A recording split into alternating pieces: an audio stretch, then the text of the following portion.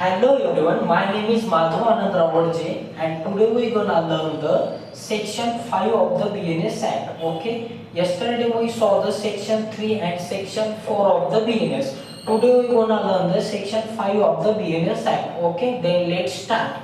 तर मित्रांनो, काल आपण सेक्शन 3 आणि सेक्शन 4 बद्दल पाहिलो आहोत. आज आपण पाहणार आहोत सेक्शन 5 मध्ये नेमकं काय दिलेलं आहे.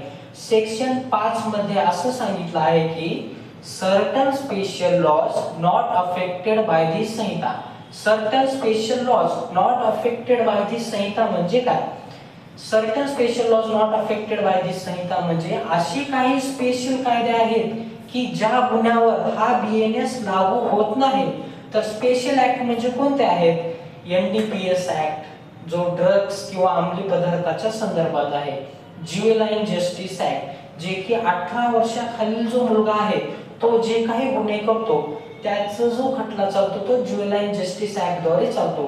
त्यानंतर पोस्को ऍक्ट जे की स्वातंत्र्य कायदे आहेत हे याच्यामधला जो गुन्हा आहे त्याची शिक्षा या कायद्याद्वारेच दिली जाते असं यामध्ये सांगितलं आहे. त्याला बीएनएस लागू होणार नाही असं सांगितलं आहे.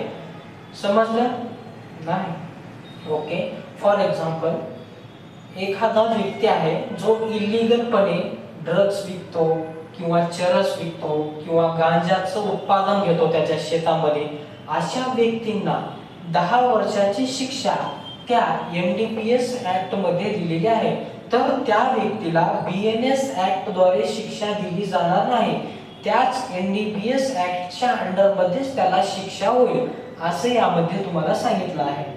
आता दुसरं उदाहरण सांगायचं म्हणलं तर एखादा 18 वर्षाचा खालचा मुलगा आहे, त्याने जर एखादा क्राईम केला, 18 वर्षाच्या खालच्या मुलानं जर एका व्यक्तीचा खून केला तर त्या मुलाला बीएनएस ऍक्ट द्वारे शिक्षा होणार नाही.